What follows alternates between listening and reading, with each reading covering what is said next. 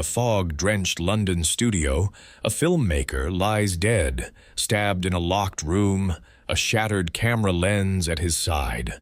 Hercule Poirot unravels a web of secrets woven into the crimson veil, a film exposing the elite's darkest truths. A cunning producer, a nervous actor, and a silent technician.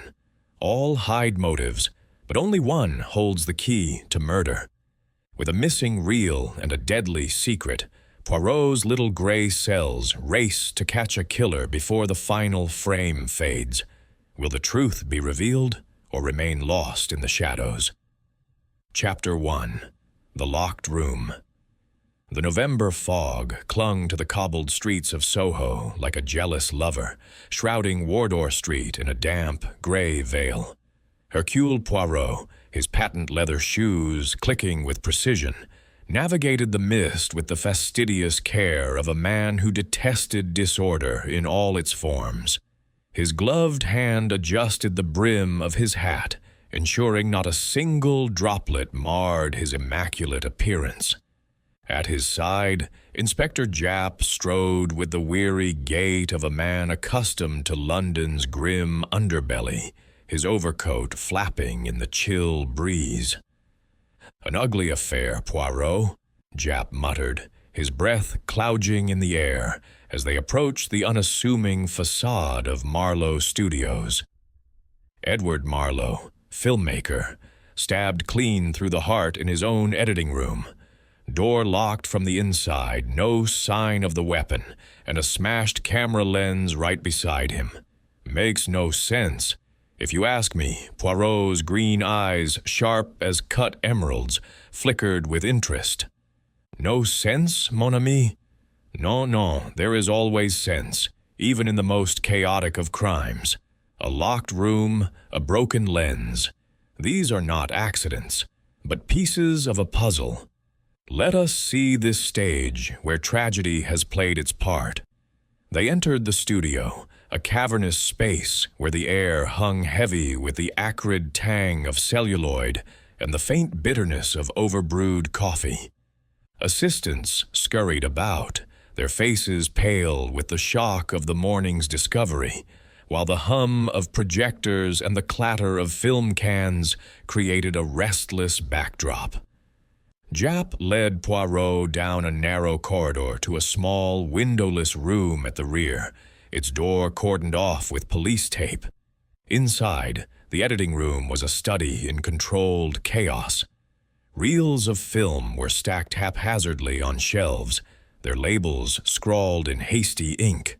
A cluttered desk held a typewriter, scattered papers, and a half-empty mug of coffee, its surface skimmed with a cold sheen.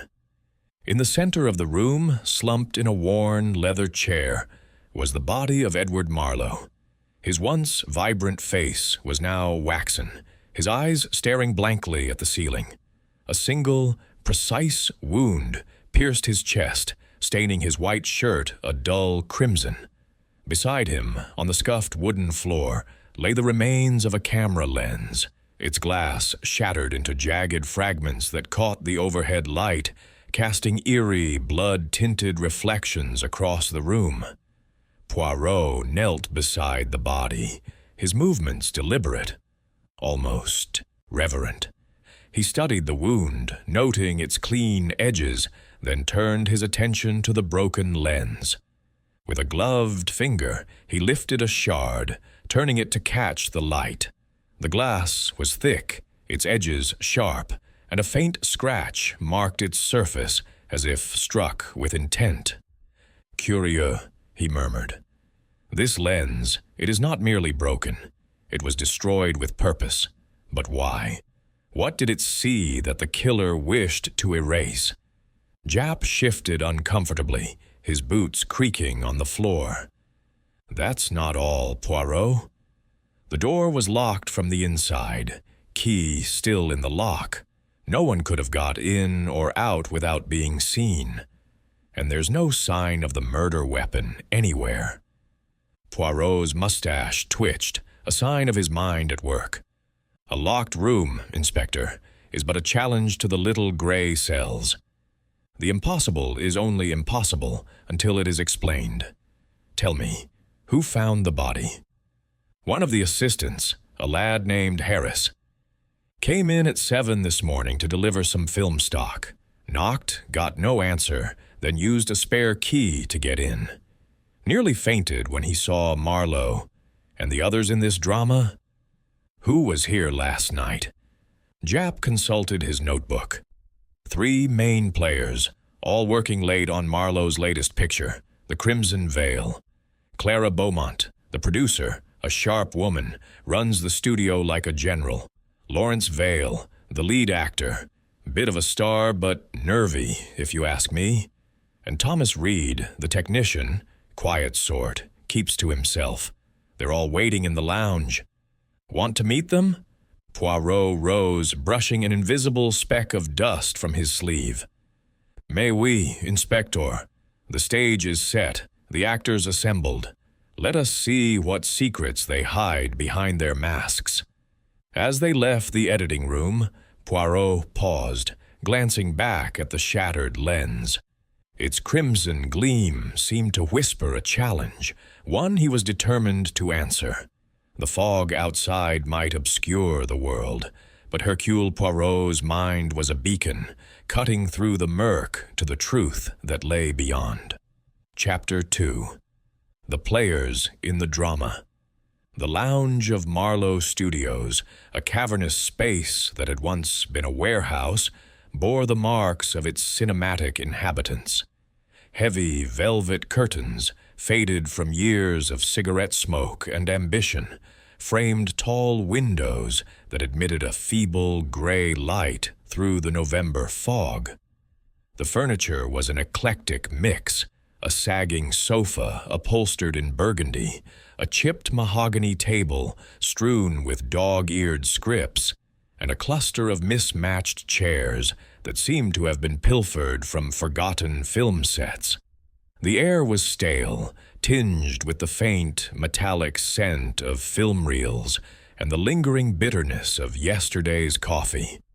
Hercule Poirot, immaculate in his tailored suit and polished shoes, stood in the center of this disarray, his sharp green eyes surveying the 3 figures before him with the precision of a director framing a shot. Inspector Japp, ever the pragmatist, leaned against the table, his notebook open and his pencil poised. "Right, Poirot," he said, his voice low but carrying the weight of authority. "These are the 3 who were here last night when Marlowe was killed. Let's see what they've got to say for themselves." Poirot's mustache quivered slightly, a sign of his mind already at work, sifting through the nuances of the scene.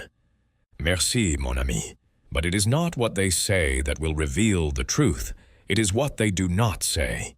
The eyes, the hands, the smallest gesture, these are the lines of their true script." He turned to the suspects, his demeanor courteous but unyielding. "Let us begin, mesdames et messieurs, with introductions. I am Hercule Poirot, and I am here to uncover the truth behind the death of Monsieur Edward Marlowe."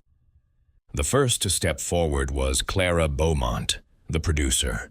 She was a woman of perhaps 40, with a face that might have been beautiful, were it not for the hardness in her dark eyes, which gleamed like polished obsidian. Her auburn hair was swept into a severe chignon, and her tailored gray suit spoke of a woman who commanded respect, if not affection. She extended a hand, her grip firm, almost defiant. "Clara Beaumont," she said, her voice crisp as autumn leaves. "I financed Marlowe's films, including The Crimson Veil. A terrible loss, of course, but I'm not one for sentiment. Edward was brilliant, but he had a knack for making enemies." Poirot inclined his head, noting the faint tremor in her fingers as she withdrew her hand. "Enemies, madame? That is most interesting. And you? Were you among those who found him difficult?" Clara's lips curved into a smile that held no warmth. Edward was reckless, charming when it suited him, but reckless. He pushed people too far, demanded too much. Still, I had no reason to wish him dead. My money was tied up in his films, and a dead director makes no profits. Poirot's eyes lingered on her, cataloguing the way she stood, shoulders squared, chin lifted, as if braced for battle. "And last night, madame, where were you when this tragedy occurred?" "In my office, going over budgets," she replied without hesitation. "I was here until nearly midnight. The studio was quiet. Most of the staff had gone home. I didn't see or hear anything unusual." "Most precise," Poirot murmured, though his tone suggested he was far from satisfied. "We shall return to this, I think." Next was Lawrence Vale, the actor, who rose from the sofa with the practiced grace of a man accustomed to the spotlight. He was in his early 30s, with the sort of classical handsomeness that belonged on a cinema screen, high cheekbones, a strong jaw, and eyes of a startling blue that seemed to plead for trust. Yet there was a flaw in his performance, a nervous twitch at the corner of his mouth, a slight sheen of perspiration on his brow despite the chill of the room. He wore a navy blazer and a silk scarf, both slightly askew, as if he had dressed in haste. "Lawrence Vale," he said, his voice smooth but with an undercurrent of strain. "I played the lead in The Crimson Veil. Edward was a visionary, Mr. Poirot. Difficult, yes, but I respected him. I was in my dressing room last night, running lines for a new scene. I didn't know anything was wrong until this morning." Poirot's gaze fixed on the actor's hands, which fidgeted with the edge of his scarf. "You were alone, Monsieur Vale? No one to confirm this solitude?" Lawrence's eyes flickered just for a moment. "No one. I prefer to rehearse alone. It helps me focus. And this film, The Crimson Veil, it was perhaps a role that demanded much of you, a role that revealed secrets?" The actor's jaw tightened, the twitch in his mouth more pronounced. "It was just a part, Mr. Poirot. Fiction, nothing more. I played a politician with a dark past, pure drama." Poirot nodded, his expression unreadable. "Fiction, monsieur, often mirrors truth. We shall see." The final suspect was Thomas Reed, the technician who stood apart from the others, his wiry frame half hidden in the shadow of a curtain. He was younger than Poirot had expected, perhaps in his late 20s, with a gaunt face and eyes that darted like those of a cornered animal. His hands, stained with ink and grease, were stuffed into the pockets of a worn corduroy jacket. He spoke softly, almost reluctantly, as if words were a currency he preferred to hoard. "Thomas Reed," he said, his voice barely above a whisper. "I fix the equipment, cameras, projectors, that sort of thing. I was in the workshop next to the editing room last night, working on a jammed projector. Didn't hear a thing, didn't see a thing." Poirot tilted his head, studying the man's guarded posture. "You were so close to the scene of the crime, Monsieur Reed, yet you heard nothing? A scream, perhaps, or the sound of glass breaking?" Thomas shook his head, his eyes fixed on the floor. The projector's motor was running. Loud enough to drown out most noises. I was focused on my work. Poirot noted the faint cut on the back of Thomas's left hand, barely healed, the skin around it pink and raw. "And this injury, monsieur? A hazard of your trade, perhaps?" Thomas's hand twitched in his pocket. "Just a slip with a tool. Happens all the time." "Does it indeed?" Poirot's voice was soft, almost caressing, but his eyes were sharp as a blade. "The tools of your trade, They are precise, non? And yet, accidents occur. Most curious Jap, growing impatient, cleared his throat. Well, Poirot, there you have it. 3 suspects, 3 alibis, and not a shred of hard evidence to pin on any of them. The locked room's the real puzzle, if you ask me. No way in or out, and yet someone got to Marlowe. Poirot raised a finger, his expression serene but commanding. Patience, mon ami. The locked room is but a stage trick, a sleight of hand to distract from the truth. The real question is not how the killer entered, but why the lens was shattered. It was no accident, Inspector. It was a necessity, a clue to the killer's motive. Clara Beaumont raised an eyebrow, her voice cool. A lens? Surely it was just broken in a struggle. Edward wasn't exactly careful with his equipment. Poirot turned to her, his smile polite but piercing. Non, madame. A struggle would scatter the fragments differently, chaotically, without purpose. These shards were struck with intent, as if to obliterate something specific. Tell me, what was this crimson veil that so consumed Monsieur Marlowe? Clara hesitated, her fingers brushing the edge of her sleeve. It was his passion project, an exposé of sorts. Edward wanted to peel back the curtain on London's elite, show their secrets. He said it would shake the city. And you financed this shaking? Poirot's tone was mild, but his eyes missed nothing. I financed art, Clara replied sharply. Edward's films made money, even if they stirred trouble. I trusted his vision, not his methods. Lawrence Vale shifted uncomfortably, his scarf now twisted in his hands. It was just a story, Mr. Poirot. A bit of scandal, a bit of drama. Nothing worth killing over. Poirot's gaze flicked to him, noting the faint flush creeping up his neck. Yet someone thought it worth killing for, monsieur. A story, you say, but stories have power, do they not?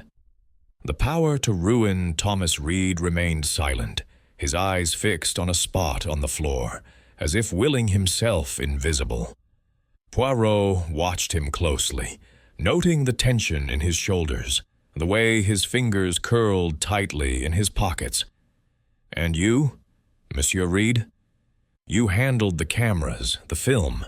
Did you know what secrets Marlowe captured? I just fixed the machines, Thomas muttered. Didn't care about the story.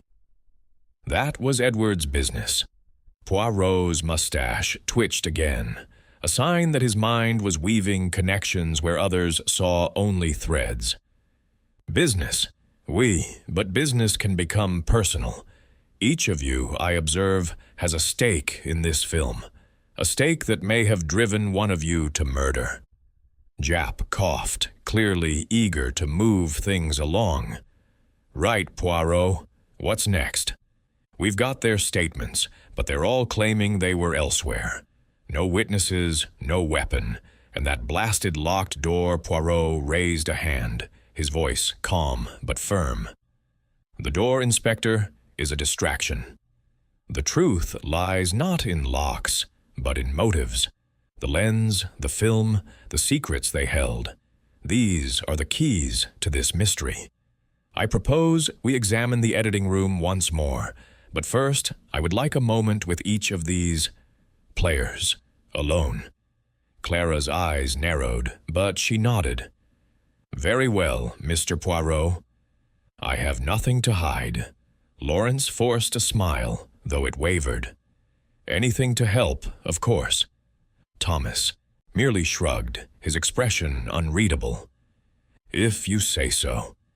As Jap led the suspects back to their respective corners of the studio, Poirot stood alone in the lounge, his gaze drifting to the window where the fog pressed against the glass like a silent witness. He clasped his hands behind his back, his mind a whirl of possibilities. Clara Beaumont, with her steely control and financial stake in Marlowe's work, had the means and opportunity to enter any room in the studio. Lawrence Vale, with his nervous demeanor and evasive answers, seemed to fear the exposure of some hidden truth. And Thomas Reed, quiet and unassuming, was perhaps too quick to dismiss his role in Marlowe's world. "The stage is set," Poirot murmured to himself, his voice barely audible above the hum of the studio. "But the script is incomplete. The lens was broken to hide a truth, but what truth? And who feared it most?" He turned, his polished shoes clicking softly on the floor, as he made his way back to the editing room. The fog outside might obscure the world, but Hercule Poirot's little gray cells were already cutting through the haze, piecing together the fragments of a crime that was as deliberate as it was deadly. Chapter 3. The Filmmaker's Vision. The fog had thickened outside Marlowe Studios, wrapping Wardour Street in a shroud that muffled sound and blurred the edges of reality. Within the studio, Hercule Poirot moved with the precision of a metronome, his polished shoes clicking softly as he returned to the lounge where Inspector Japp awaited. The air was heavy with tension, the faint hum of distant projectors underscoring the silence left by the three suspects' departure. Poirot's green eyes, sharp and unyielding, gleamed with the quiet intensity of a man who saw not just the surface of things, but the intricate web beneath. Japp, leaning against the cluttered table, flipped through his notebook with a frown. "Well, Poirot, you've met the trio, Clara, Lawrence, and Thomas, all sticking to their stories, and not a crack in their alibis yet. That locked room's still got me stumped. Any ideas brewing in those famous gray cells of yours?" Poirot's mustache twitched, a subtle signal of his mind at work. "Ideas, mon ami?" "Always. But ideas must be tested, like film exposed to light. The key to this mystery lies not only in the locked room, but in the vision of Monsieur Marlowe. Tell me, what do we know of this Crimson Veil, his final work?" Japp scratched his chin, glancing at his notes. "Not much, I'm afraid." Marlowe was tight-lipped about it. From what the staff say, it was some sort of exposé, gritty, controversial, meant to rattle the cages of London's high and mighty. Clara Beaumont funded it, Lawrence Vale starred in it, and Thomas Reed handled the technical side. "That's the gist." Poirot clasped his hands behind his back, his gaze drifting to the faded curtains, as if they might reveal the secrets of the film itself. An exposé, you say? A film that promised to unveil truths that perhaps some wish to keep hidden. This, Inspector, is the heart of the matter. We must learn more of the Crimson Veil and what it threatened to expose. Japp nodded, though his expression remained skeptical. "Right. I've got my men talking to the studio staff, but Marlowe kept his cards close. Most of them don't know much beyond rumors. Maybe the suspects can shed more light. Shall we bring them back?" "No, Poirot said, raising a hand. "First, I wish to understand the man himself, Edward Marlowe. Let us speak with someone who knew his mind, his methods. Perhaps this assistant who found the body. Harris, was it?" Japp led Poirot to a small office where young Harris, a nervous lad of no more than 20, sat hunched over a cup of tea. His freckled face was pale, his hands trembling slightly as he recounted the morning's grim discovery. "I just went to drop off some film stock, Mr. Poirot," he stammered. "Knocked on the editing room door, but Mr. Marlowe didn't answer. I thought he'd fallen asleep. He'd been working all hours on the Crimson Veil. When I used the spare key, well, there he was, dead, with that broken lens beside him." Poirot's eyes softened, though his tone remained precise. "You were close to Monsieur Marlowe. Oui? Tell me, what was this crimson veil that consumed him so? Harris swallowed, glancing nervously at Jap. It was his obsession, sir. He said it would change everything, show the world what people like to pretend doesn't exist. Corruption, blackmail, secrets of the rich and powerful. He'd spend hours in that editing room, piecing it together. Said the footage was dangerous. Dangerous? Poirot's voice was gentle, but insistent. In what way, Monsieur Harris? He didn't say much, sir, but he was careful with it. Kept the reels locked up, only worked on them himself. I overheard him arguing with Miss Beaumont about money. She was cross he'd gone over budget. And Mr. Vale, he seemed jumpy whenever the film came up. Mr. Reed, though, he just kept quiet, like always. Poirot nodded, his mind cataloguing each detail. Merci, Monsieur Harris. You have been most helpful. One final question. This lens that was broken, did it belong to a camera used for the Crimson Veil? Harris frowned, thinking. I think so, sir. It was one of Mr. Marlowe's favorites, a special one he used for close-ups. He was particular about it, said it captured things other lenses couldn't. Poirot's eyes gleamed. Most interesting. You may go, but remain available, s'il vous plaît. As Harris scurried off, Jap raised an eyebrow. A special lens, eh? You think there's something to that, Poirot? Everything, mon ami, Poirot replied, his voice low. The lens was not merely equipment, it was a window to Marlowe's truth. Its destruction was no accident. Come, let us question the suspects further, but with purpose. They returned to the lounge, where Clara Beaumont, Lawrence Vale, and Thomas Reed awaited, each seated in a different corner of the room, as if to distance themselves from one another.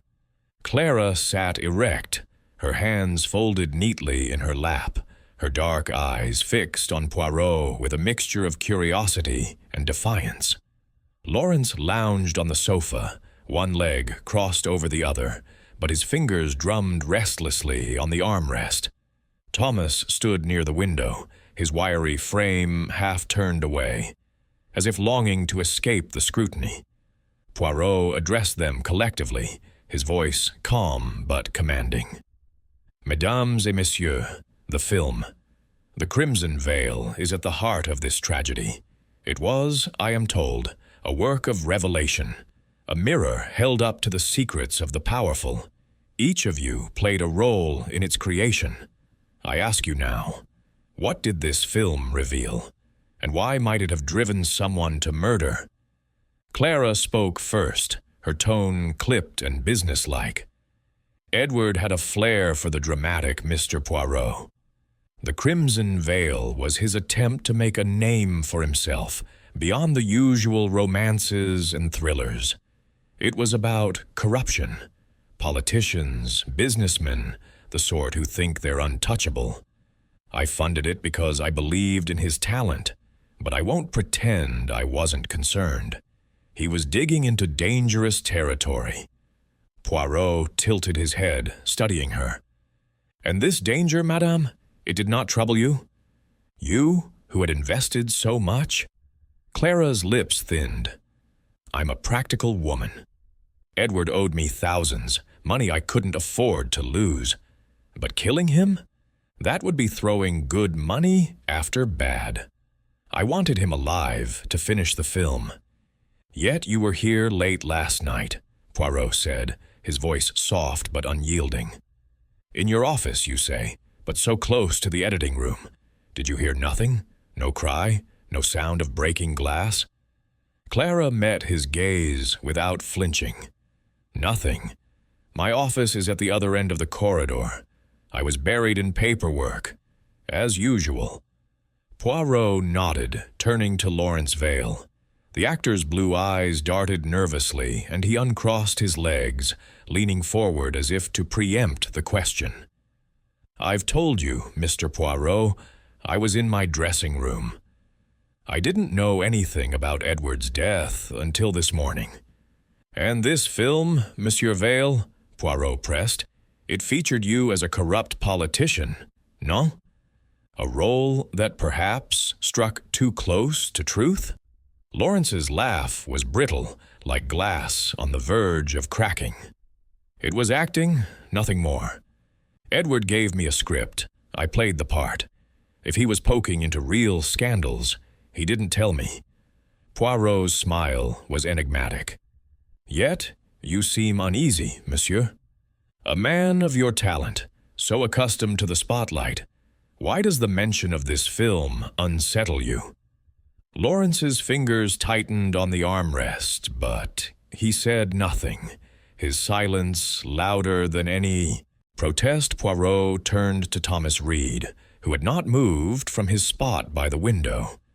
And you, Monsieur Reed? You handled the cameras, the film itself. Surely you glimpsed the secrets Marlowe captured. Thomas's voice was low, almost sullen. I told you, I didn't care about the story. My job was to keep the equipment running, focus the lenses, load the reels. Edward didn't share his plans with me. Poirot stepped closer, his gaze fixed on the technician's guarded expression. Yet you were in the workshop, so near the editing room. A man of your skill, monsieur, would notice details, the sound of a struggle, the glint of a broken lens. And this cut on your hand, how did it come to be? Thomas's hand twitched, and he shoved it deeper into his pocket. I told you, a tool slipped. I'm not careful sometimes. Carelessness, Poirot murmured. Or something else? The truth, it has a way of slipping out, does it not? Jap, growing restless, interjected. Come on, Poirot, they're all sticking to their stories. What's our next move? Poirot raised a finger, his eyes never leaving the suspects. The next move, Inspector, is to uncover the film itself. The Crimson Veil holds the motive for this murder. We must find the reels, or what remains of them. And we must understand why the lens was destroyed. It was not merely a tool, but a witness to Marlowe's vision.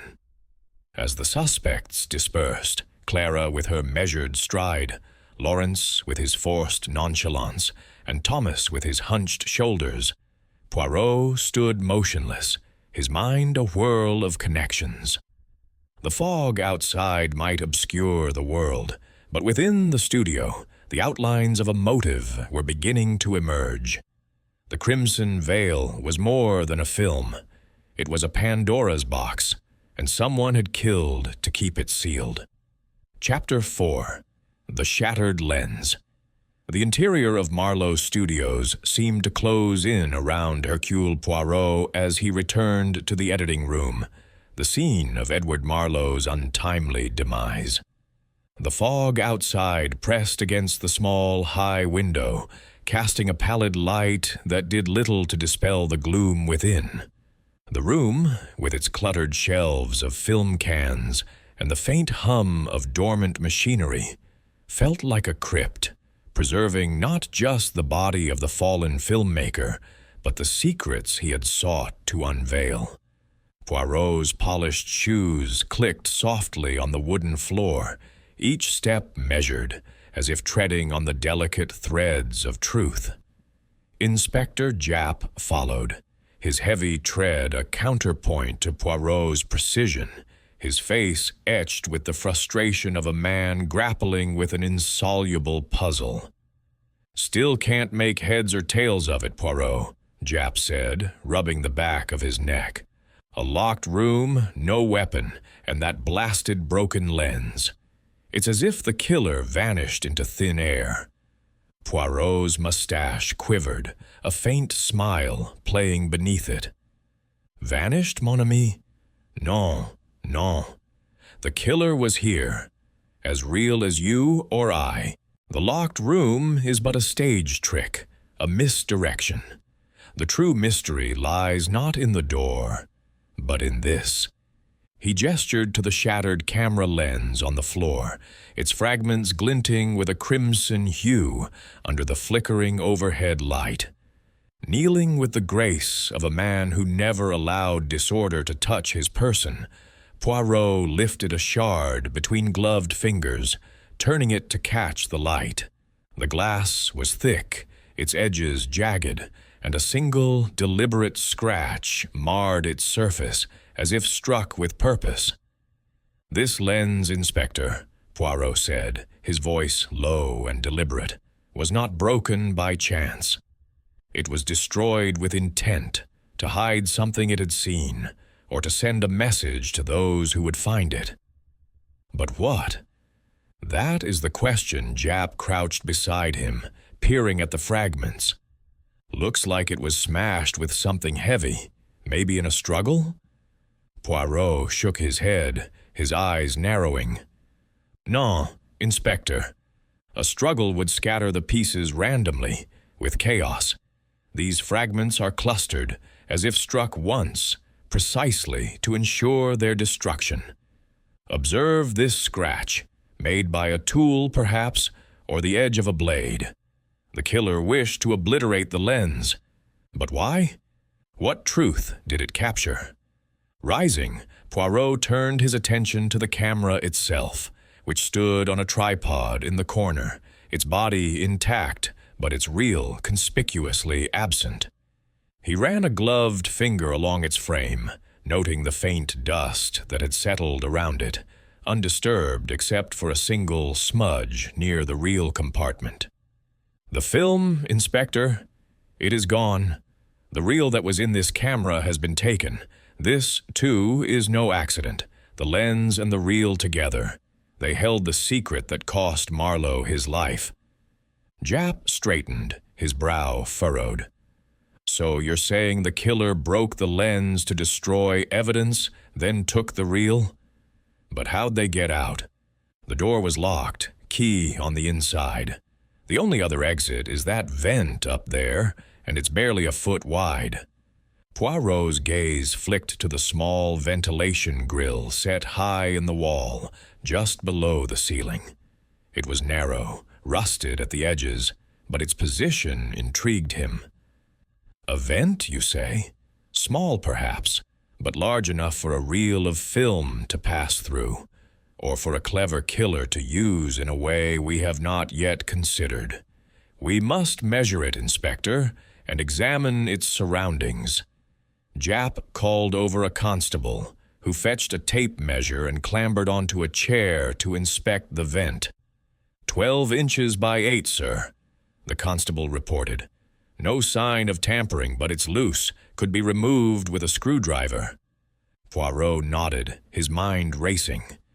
"Loose, you say, and outside this vent. What lies beyond?" "The alley behind the studio," Japp replied. "Narrow, full of rubbish bins. We checked it this morning, nothing out of the ordinary." "Perhaps," Poirot murmured, "but we shall look again." The ordinary often conceals the extraordinary. Leaving the editing room, Poirot and Japp stepped into the damp, fog-choked alley. The air was thick with the smell of rotting refuse and motor oil, the cobbles slick underfoot. Poirot's eyes scanned the ground beneath the vent, which was set some 10 feet above the alley. A pile of discarded film cans and broken crates lay nearby, but something caught his attention, a faint glint among the debris. Kneeling, he retrieved a tiny sliver of glass, its edge tinged with the same crimson hue as the shattered lens inside. "Voila," Poirot said, holding it up. "A piece of the puzzle, lost in the haste of escape. The killer, perhaps, dropped it while fleeing through the vent." Japp frowned, skeptical. "Fleeing through that? It's too small for a person, Poirot. You'd have to be a contortionist." Poirot's smile was enigmatic. "Or very clever, mon ami. The vent may not be the exit for a body, but for a reel of film? Quite possible. And if the killer could pass the reel through, They could lock the door from within and create the illusion of an impossible crime.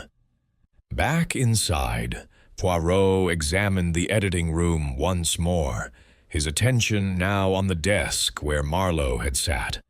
Among the scattered papers, he found a notebook, its pages filled with Marlowe's hurried scrawl. Flipping through it, Poirot paused at a passage. Lens caught it all, proof undeniable. L.V. will rue the day he crossed me. The initials stood out like a beacon, and Poirot's eyes narrowed. L.V., he mused aloud. Lawrence Vale, perhaps? The actor who claims his role was mere fiction.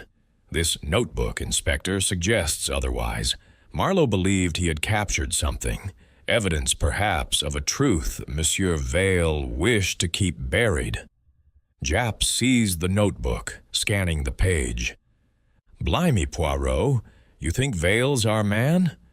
But he was in his dressing room, he says, and that locked door is not the barrier you imagine, Poirot interrupted, his voice firm.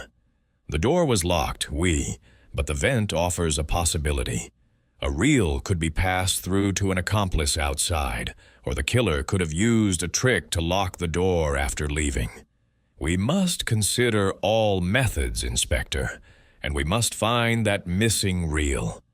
Japp scratched his head, clearly struggling to keep up with Poirot's rapid deductions. Right then. I'll have my men search the alley again, and we'll check the studio for any sign of that reel. But what about the others? Clara and Thomas.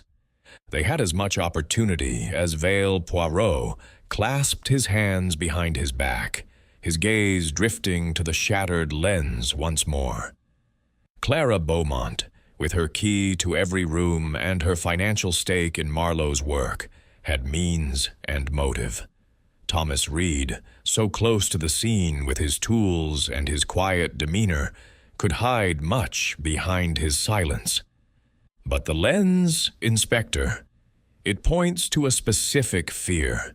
It was not broken to cover a theft or a quarrel over money. It was broken to destroy what it had seen. And I believe that what it saw involved Monsieur Vale. As they left the editing room, Poirot paused, his eyes lingering on the crimson-tinted shards. The lens, mon ami, is the key. It was Marlowe's eye, capturing truths that someone could not bear to have revealed. We must find the reel, and we must uncover what truth was so dangerous that it led to murder.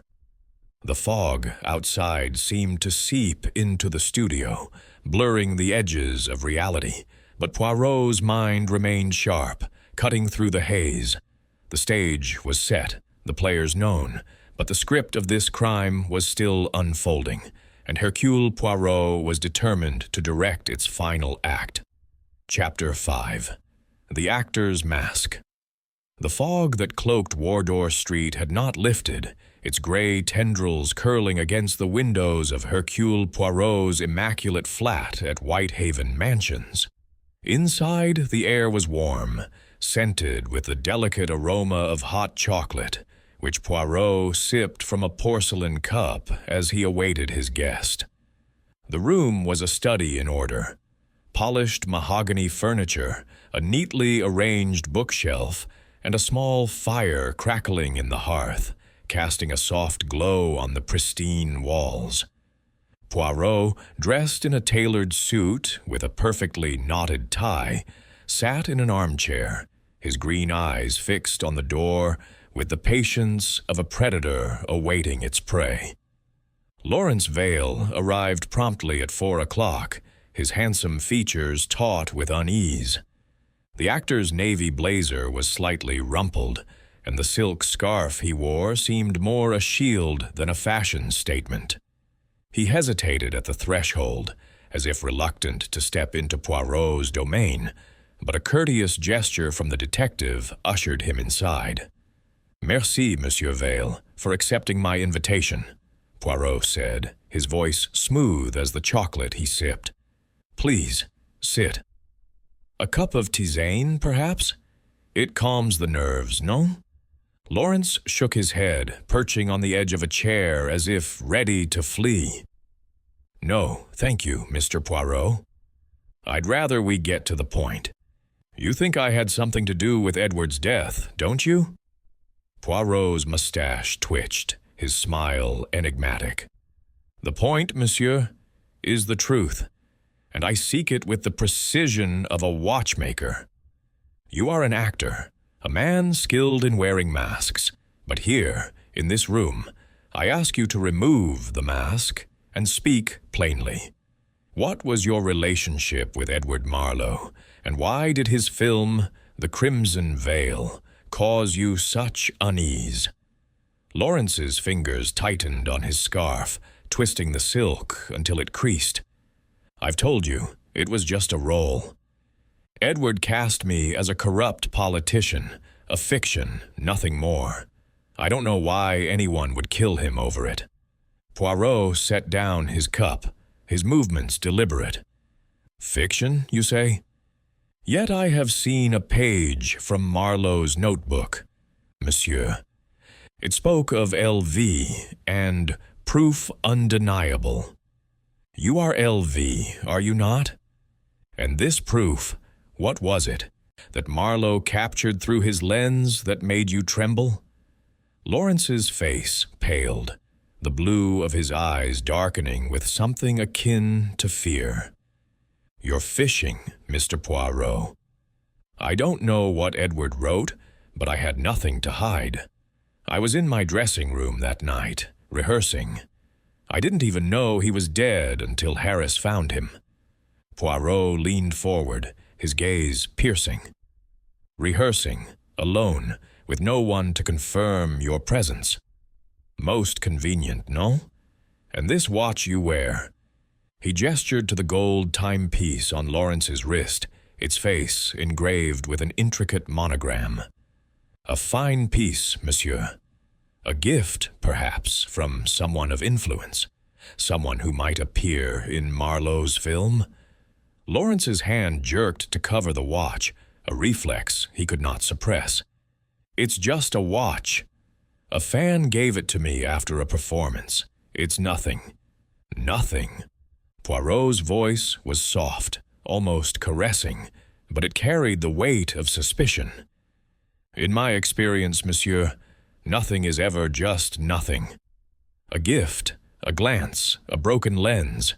These are the threads of truth. You feared the crimson veil, did you not? You feared what it would reveal about you. Lawrence stood abruptly, his chair scraping against the polished floor. This is absurd. I'm an actor, not a murderer. Edward was difficult, yes, but I respected him. I had no reason to kill him. Poirot remained seated, his calm unshaken. Respect, monsieur, can coexist with fear, and fear can drive a man to desperate acts. Tell me, what was it that Marlowe knew? What secret did his lens capture that could not be allowed to see the light? Lawrence's jaw clenched, the twitch in his cheek more pronounced. You're wrong, Mr. Poirot. I don't know what Edward was up to, and I didn't care. I played my part, that's all. He turned toward the door, his movements jerky. If you'll excuse me, I have a rehearsal. Poirot rose, his voice cutting through the air like a blade. One moment, Monsieur Vale. Before you go, consider this. The truth, it is like a spotlight. You may run from it, but it will find you. And when it does, it will not be kind. Lawrence paused, his hand on the doorknob, but he did not turn back. Without another word, he left, the door closing softly behind him. Poirot stood motionless, his eyes narrowing as he processed the encounter. The actor's fear was palpable, a crack in the polished facade that revealed a man haunted by something more than a role. Returning to his chair, Poirot sipped his chocolate, his mind a whirl of connections. The watch, the notebook, the shattered lens, all pointed to Lawrence Vale as a man with secrets. But was he the killer, or merely a pawn in a larger game?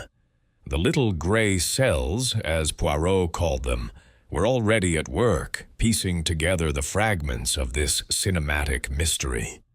Later that afternoon, Poirot returned to Marlowe Studios, where Inspector Japp was overseeing a search of the premises. The editing room remained sealed, its air heavy with the memory of death. Poirot stood before the shattered lens, his gloved hands clasped behind his back, his gaze fixed on the crimson-tinted shards. Japp approached, his notebook tucked under his arm. "No luck finding that missing reel yet, Poirot." "My men have turned the studio upside down." "Nothing. But we did find something in Vale's dressing room. Thought you'd want to see it." He handed Poirot a small, folded piece of paper, its edges frayed. Unfolding it, Poirot read a hurried note in Marlowe's distinctive scrawl. "L.V. must be confronted. The footage is clear. His secret will ruin him." The note was undated, but its ink matched that of the notebook found in the editing room. Poirot's eyes gleamed. "Most illuminating, Inspector.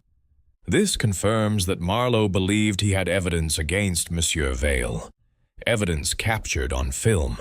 The question remains, what was this secret, and did Vale kill to protect it?" Japp shrugged, his expression skeptical. "It's a strong lead, I'll grant you, but we've got no proof he was in that room. Clara and Thomas were just as close, and they've got their own reasons to want Marlowe out of the way.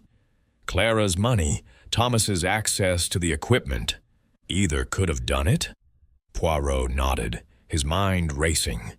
"Oui, Inspector, but the lens points to Vale. Its destruction was personal, targeted. Clara Beaumont may have had financial motives, and Thomas Reed may know more than he admits, but Vale's fear is written in his every gesture. We must watch him closely." As they left the editing room, Poirot's thoughts returned to the vent above the door, its narrow grille a tantalizing clue. Had the reel been passed through it as he suspected? And if so, where was it now? The fog outside seemed to mirror the mystery within, obscuring the truth, but not beyond the reach of Hercule Poirot's relentless logic. Chapter 6. The Producer's Gambit. The fog that clung to Wardour Street had settled into a dense, unyielding shroud, muffling the sounds of London and casting Marlowe Studios in an eerie half-light. Within Hercule Poirot's flat at Whitehaven Mansions, the atmosphere was a stark contrast. Warm, orderly, and fragrant, with the delicate aroma of sherry, which Poirot poured into 2 crystal glasses with the precision of a chemist. The fire in the hearth crackled softly, its glow reflecting off the polished surfaces of the room, a sanctuary of symmetry amidst the chaos of the case. Clara Beaumont, the producer, sat across from him, her posture rigid, her dark eyes watchful as a hawk's. Her gray suit was as impeccable as Poirot's own, but there was a tension in her shoulders, a subtle crack in her otherwise unassailable composure.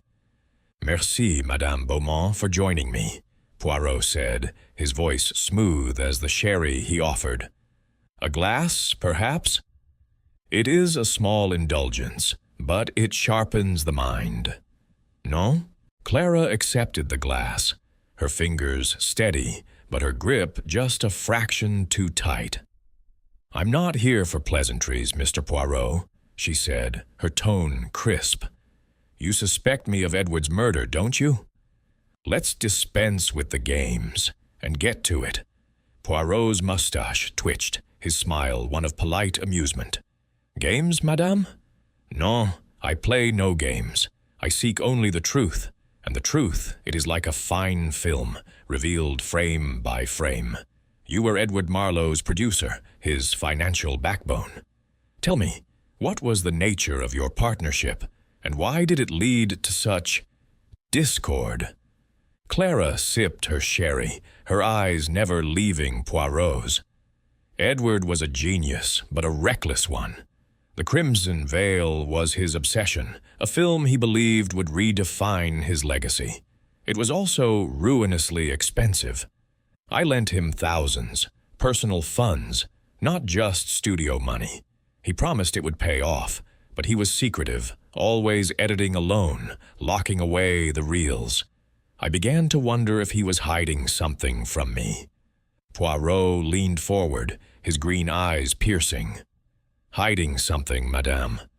Secrets, perhaps, that threatened more than your investment. You had a key to every room in the studio, did you not? Including the editing room where Marlowe met his end. Clara's lips thinned, but her voice remained steady. Yes, I have a master key. It's my studio, Mr. Poirot. But I was in my office that night, working on accounts until nearly midnight. I heard nothing, saw nothing. If I'd wanted Edward dead, why would I kill the man who owed me a fortune? A dead director repays no debts. Poirot tilted his head, studying her as if she were a painting with hidden brushstrokes. Money, madame, is a powerful motive, but so is fear. The Crimson Veil was an exposé, oui? A film that promised to unmask the powerful. Were you, perhaps, among those whose secrets it might have revealed? Clara's laugh was sharp, like the snap of a whip. Me? I'm a businesswoman, not a politician or a socialite. My secrets are balance sheets and contracts, nothing Edward would bother with. He was after bigger fish, people with real power, real scandals. Yet you financed this dangerous venture, Poirot pressed, his voice soft but unrelenting. And you were in the studio, so close to the scene of the crime. A woman of your authority, madame, could move unnoticed, could enter a locked room and leave no trace. Clara set her glass down with a deliberate clink, her eyes flashing. You're reaching, Mr. Poirot. I had no reason to kill Edward. Yes, he owed me money, but I trusted his talent. I wanted the Crimson Veil to succeed, not to be buried with him. Poirot's fingers traced the rim of his glass, his mind cataloging her every word, her every gesture. And yet, madame, the lens was shattered, the reel taken. Someone feared what Marlowe had captured. If not you, then who? Lawrence Vale, perhaps, with his nervous demeanor? Or Thomas Reed, so silent, so close to the machines that recorded Marlowe's vision? Clara leaned back, her expression guarded but composed. Lawrence is an actor, charming but weak.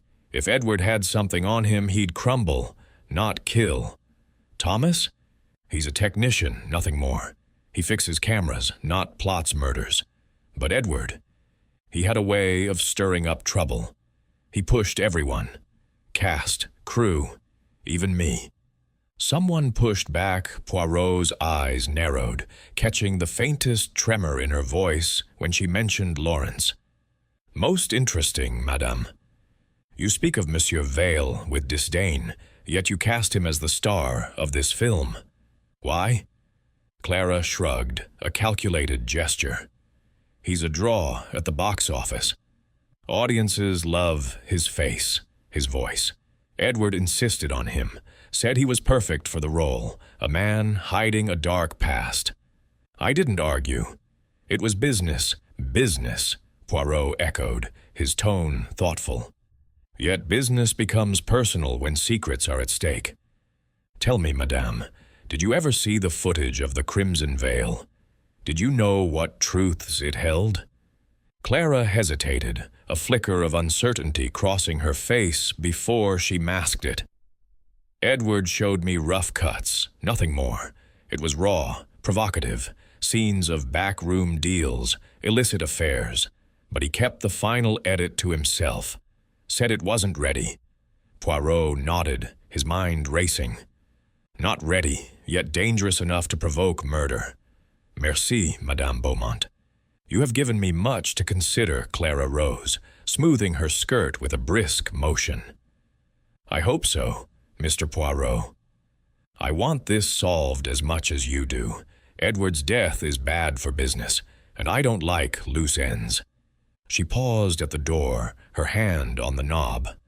But be careful. Whoever did this isn't finished yet. As the door closed behind her, Poirot sat back, his fingers steepled before him. Clara Beaumont was a woman of steel, but steel could hide cracks. Her financial stake in Marlowe's film gave her motive, and her master key gave her means. Yet her composure suggested either innocence or a masterful performance. The mention of Lawrence Vale, however, had stirred something, a hint of knowledge she did not fully reveal. Poirot rose and crossed to the window, gazing out at the fog that seemed to mirror the mystery itself. The shattered lens, the missing reel, the initials LV in Marlowe's notebook, all pointed to a secret that had driven someone to kill. Clara's words about Lawrence echoed in his mind. Weak, crumble. Was she deflecting suspicion, or did she truly believe the actor incapable of murder? A knock at the door interrupted his thoughts.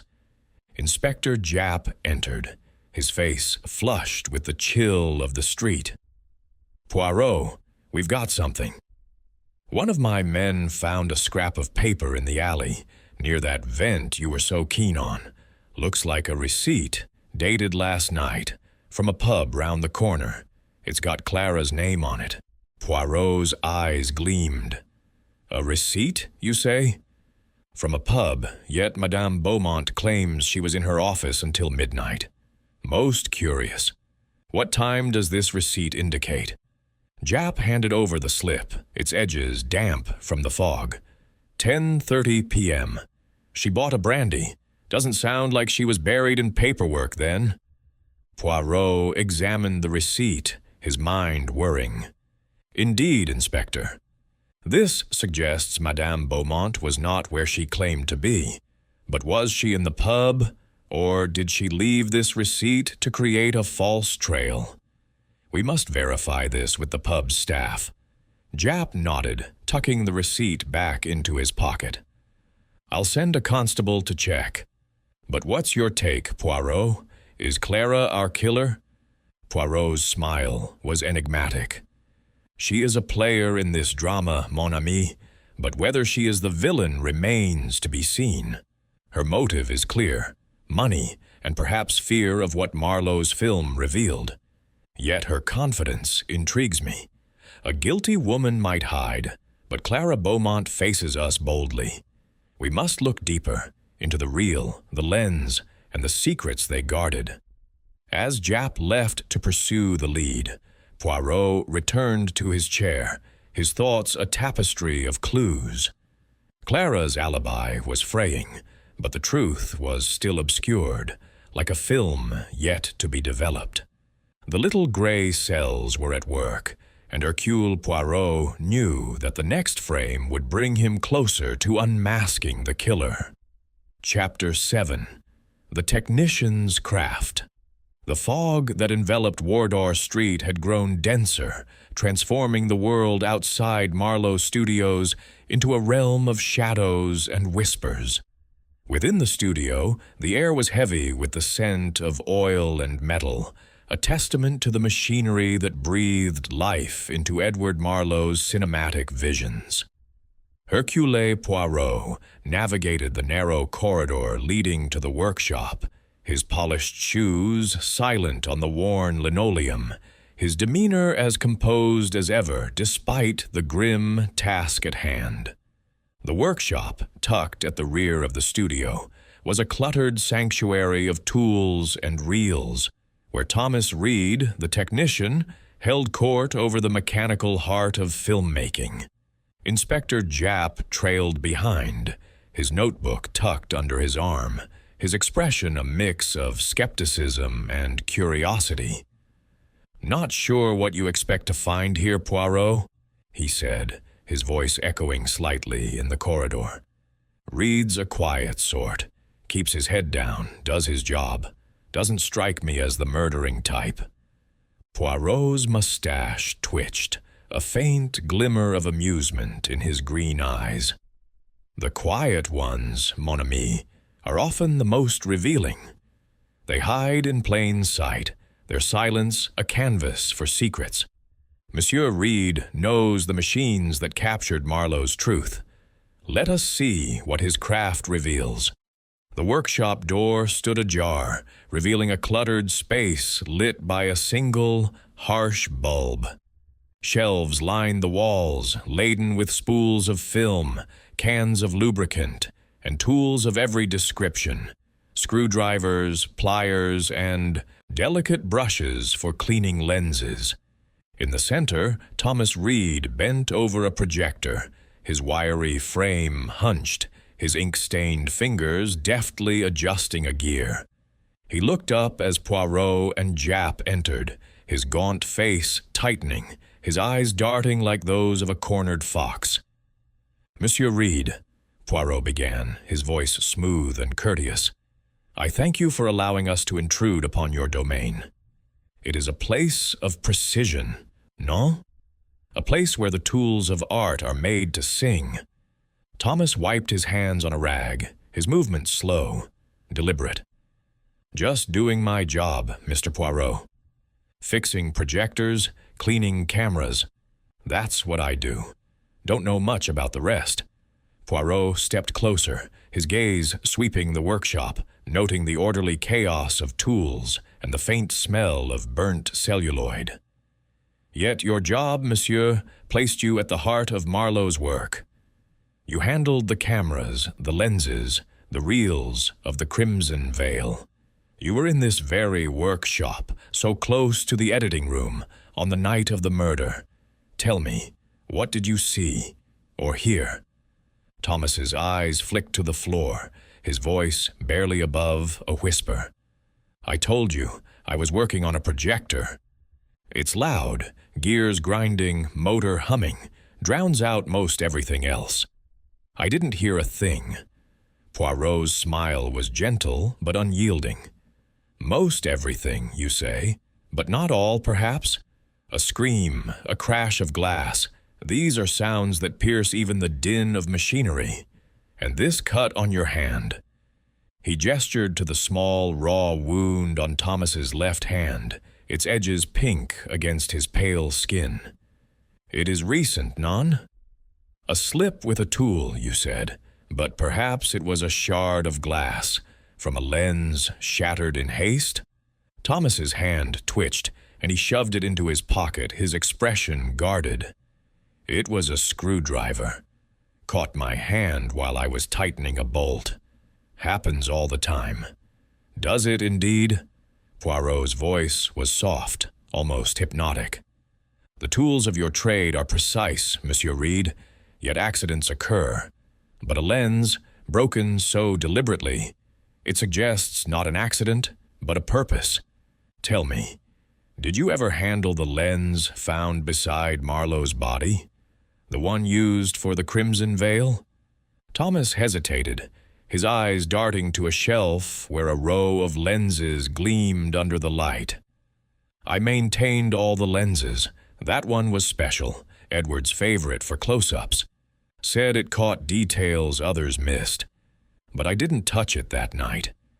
I was here, working." Poirot stepped toward the shelf, his gloved fingers hovering over a lens similar to the one shattered in the editing room. A tool of truth, this lens. It saw what Marlowe wanted the world to see. And you, monsieur, who kept these tools in order, did you know what truths Marlowe captured? Truths that might have threatened someone? Thomas's jaw tightened, his voice low. "I didn't care about the film. Edward was the visionary, not me. I just made sure the cameras worked. Whatever he was filming, he kept it to himself. Poirot's eyes narrowed, catching the faint tremor in Thomas's voice. "Yet you were so close, monsieur. The workshop is but a wall away from the editing room. A man of your skill, with your knowledge of machines, could move unnoticed, could enter a locked room, could take a reel and leave no trace."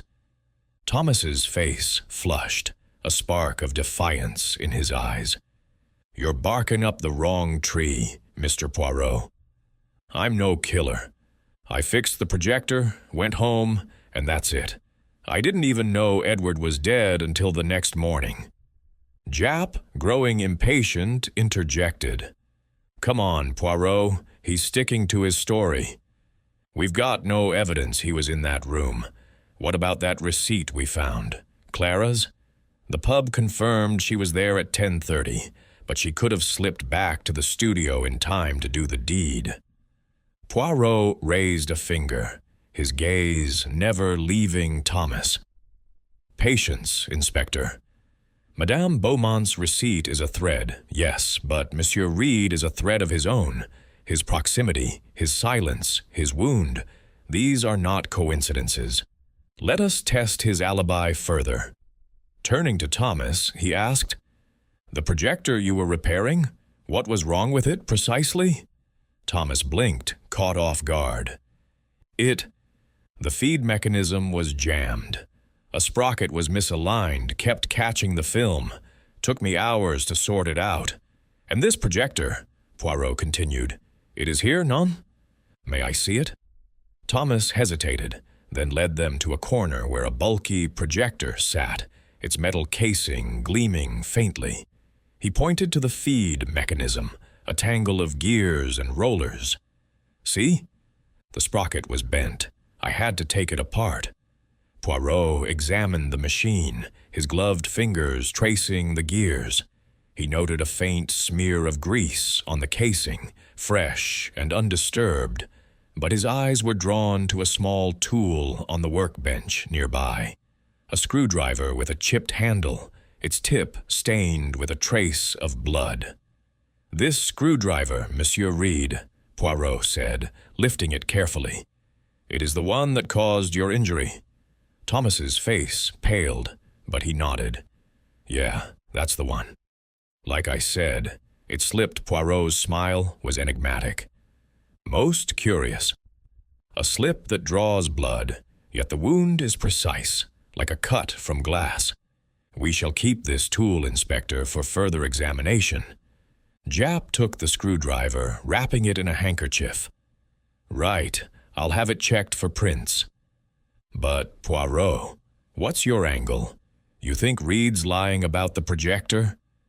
"I think, mon ami," Poirot replied, "that Monsieur Reed knows more than he admits. His craft places him at the heart of Marlowe's work, yet he claims ignorance. The lens was shattered, the reel taken, acts that require knowledge of the machines. We must search this workshop, Inspector, for any trace of that reel."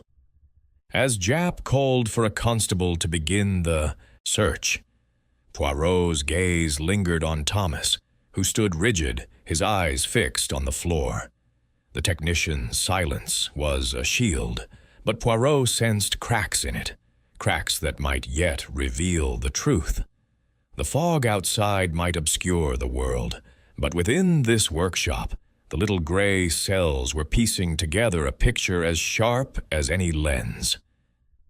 Chapter 8. The Missing Reel. The fog that smothered Wardour Street seemed to seep into the very walls of Marlowe Studios, lending an air of unreality to the dim corridors and cluttered rooms.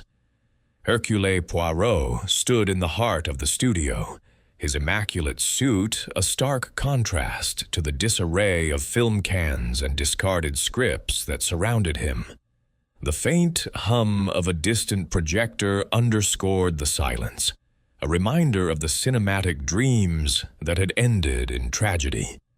Inspector Jap, his face etched with the weariness of a man chasing shadows, paced nearby, his notebook now a crumpled testament to the case's complexities.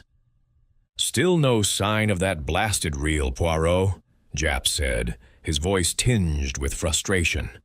"We've searched every inch of the studio, editing room, workshop, even the storage closets. It's as if it vanished with the killer. Poirot's green eyes gleamed, undaunted by the challenge. "Vanished, mon ami? Non, nothing vanishes without trace. The reel of the crimson veil is the heart of this crime, the motive for Marlowe's death.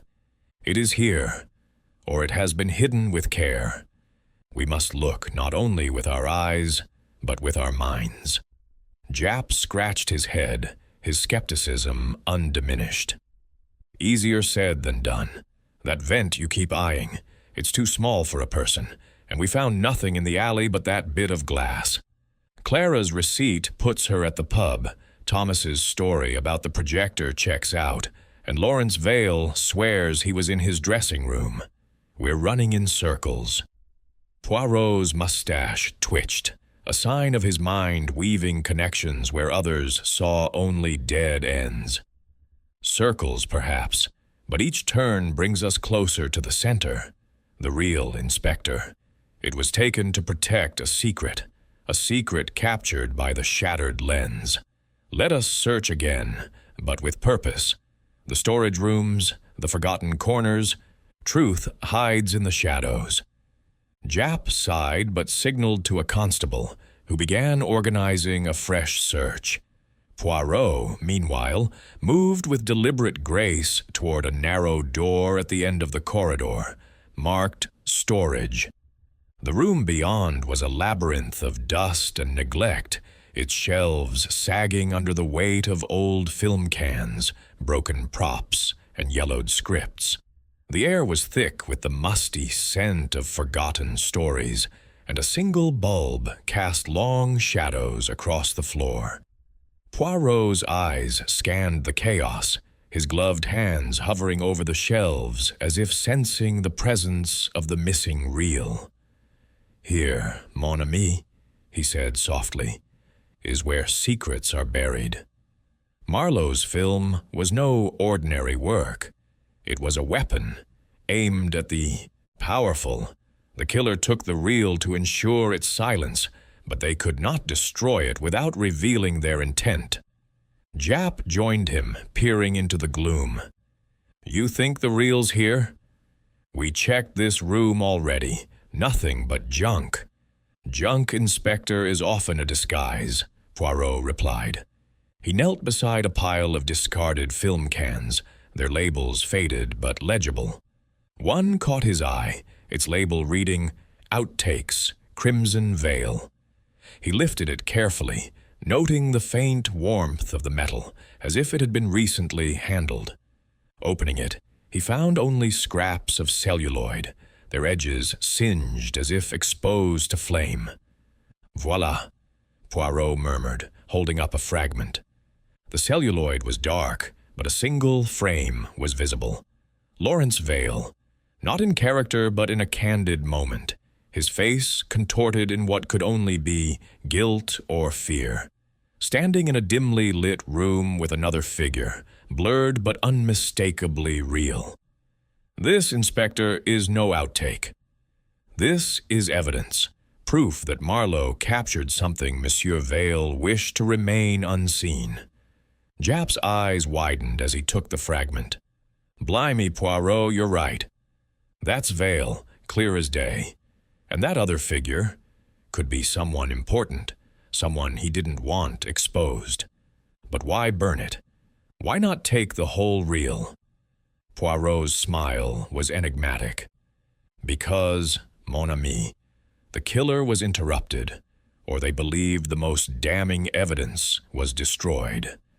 This fragment survived, hidden among the discards. It tells us that the Crimson Veil was not fiction, but a mirror to reality.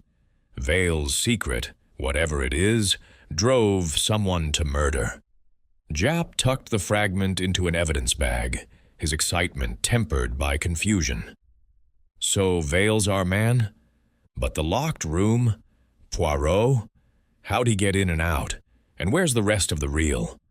Poirot clasped his hands behind his back, his gaze drifting to the ceiling, where a cobweb swayed gently in the draft.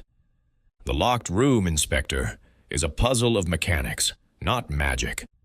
The vent, small as it is, could allow a reel to pass through, or a tool to manipulate the lock. But let us consider another possibility. The killer did not leave the room at all. They locked the door from within, then hid the reel elsewhere, perhaps intending to retrieve it later. Japp frowned, his mind struggling to keep pace. Hid it? But we've searched everywhere. And what about Clara and Thomas? Clara's receipt doesn't fully clear her, and Thomas was right next door with that cut on his hand. Poirot nodded, his expression serene but focused. Clara Beaumont, with her master key and financial motive, remains a possibility. Thomas Reed, with his knowledge of the machines and proximity to the crime, cannot be dismissed. But this fragment points to Vale. His fear, his evasions. They betray a man with much to lose. We must confront him with this, but first we must search his dressing room again. The reel, or what remains of it, may yet be there. They left the storage room and made their way to Lawrence Vale's dressing room, a small space cluttered with costumes and makeup. The air smelled faintly of cologne and cigarette smoke, and a mirror framed with lights dominated one wall. Poirot's eyes swept the room, noting the disarray. A scarf tossed over a chair, a script left open on the table, its pages marked with hurried notes. He knelt beside a wardrobe, his gloved fingers probing the base, where a loose floorboard creaked under pressure. "Inspector," Poirot said, his voice low. "Assist me, s'il vous plaît." Japp helped lift the floorboard, revealing a small cavity beneath. Inside lay a single reel of film, its canister unmarked but gleaming in the dim light. Poirot lifted it carefully, his eyes alight with triumph. The missing reel, or part of it, hidden where Monsieur Val thought it safe. This, mon ami, is the key to the murder. Japp's jaw dropped. "You're a marvel, Poirot. But how'd you know to look there?" Poirot's smile was modest. "The little gray cells, Inspector. They observe the patterns, the nervous twitch of Vale's jaw, the note in Marlowe's hand, the singed fragment. They all point to a man desperate to hide a truth. This reel will tell us what that truth is," as they prepared to leave. Poirot paused, his gaze returning to the reel in his hands. The fog outside might obscure the world, but within this canister lay the clarity he sought, a truth so dangerous it had cost Edward Marlowe his life. The stage was set for the final act, and Hercule Poirot was ready to direct its revelation. Chapter 9. The Mechanics of Murder. The fog that blanketed Wardour Street had thickened into a suffocating veil, rendering the world outside Marlowe Studios a ghostly blur. Within the studio's cavernous lounge, the air was taut with anticipation, the faint hum of distant machinery, a constant reminder of the cinematic world that had birthed this tragedy. Hercule Poirot stood at the center of the room, his immaculate suit and polished shoes a beacon of order amidst the cluttered relics of filmmaking, scripts strewn across tables, reels stacked haphazardly, and the faded velvet curtains that seemed to hold the secrets of a dozen untold stories. His green eyes, sharp and unyielding, surveyed the three suspects seated before him: Clara Beaumont, Lawrence Vale, and Thomas Reed, each a study in guarded tension.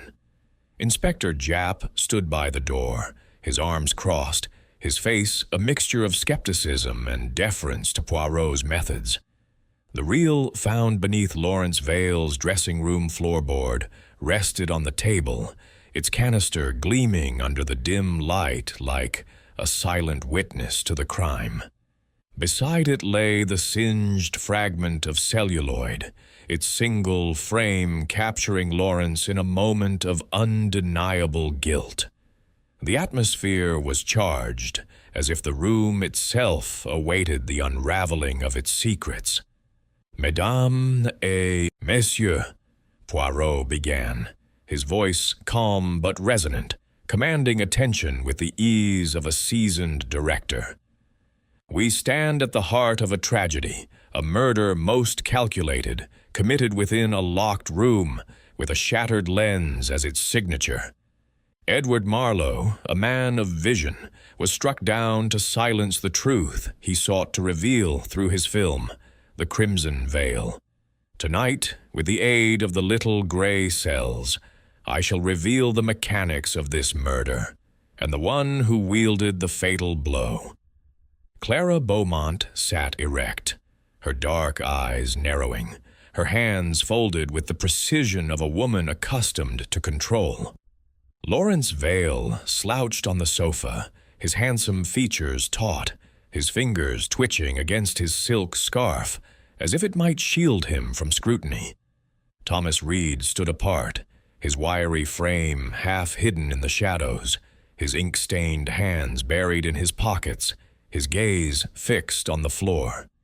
Poirot paced slowly, his movements deliberate, his voice weaving a narrative as compelling as any film.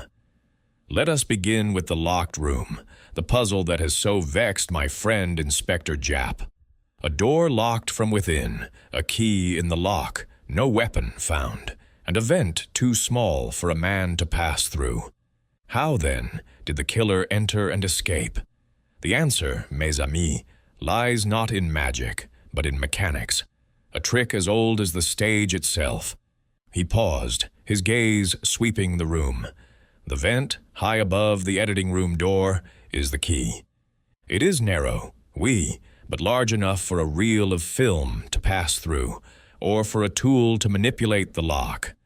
I propose that the killer, after striking Marlowe, used a simple device, a string, perhaps, or a thin rod, to turn the key from outside, locking the door and creating the illusion of an impossible crime. The reel was passed through the vent to an accomplice, or hidden nearby, to be retrieved later." Japp interjected, his brow furrowed. "A string? That's a bit fanciful, Poirot. We found no such thing in the room." Poirot's smile was serene. "Fanciful, perhaps, but effective.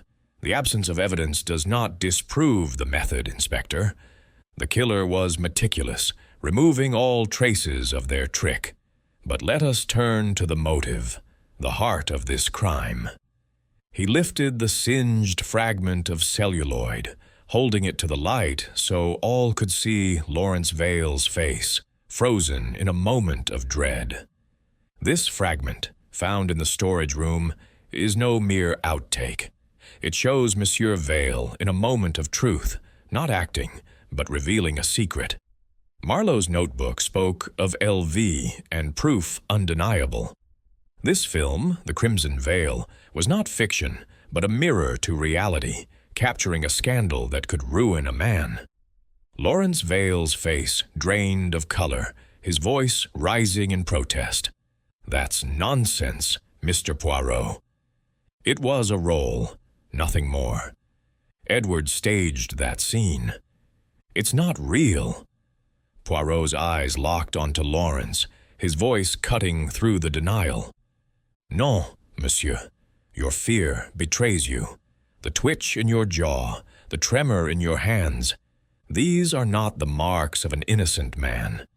Marlowe's lens captured you in a moment of indiscretion, a meeting, perhaps, with someone of power, someone whose secrets you shared. You feared exposure, did you not? You entered the editing room, confronted Marlowe, and when he refused to destroy the film, you acted in desperation." Lawrence leapt to his feet, his scarf falling to the floor. "You can't prove that. I was in my dressing room, I told you. I didn't go near Edward that night." Poirot raised a hand, his calm unshaken. "Yet the reel was found beneath your floorboard, monsieur, hidden where you thought it safe. And this fragment—" He held up the celluloid again. "It shows you in a truth you could not bear. You stabbed Marlowe with a letter opener from his desk, a weapon easily disposed of. You shattered the lens to suggest a struggle, to obscure the truth it had captured. And you took the reel, locking the door behind you with a simple trick through the vent." Clara Beaumont's voice cut through the tension, cool and measured. "That's a fine story, Mr. Poirot, but you're accusing Lawrence without proof. Anyone could have hidden that reel in his dressing room. I had a key to every room. I could have done it.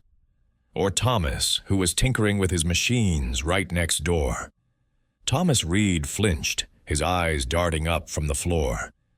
"Don't drag me into this. I was fixing a projector. I didn't touch that reel or that lens." Poirot turned to them, his gaze piercing.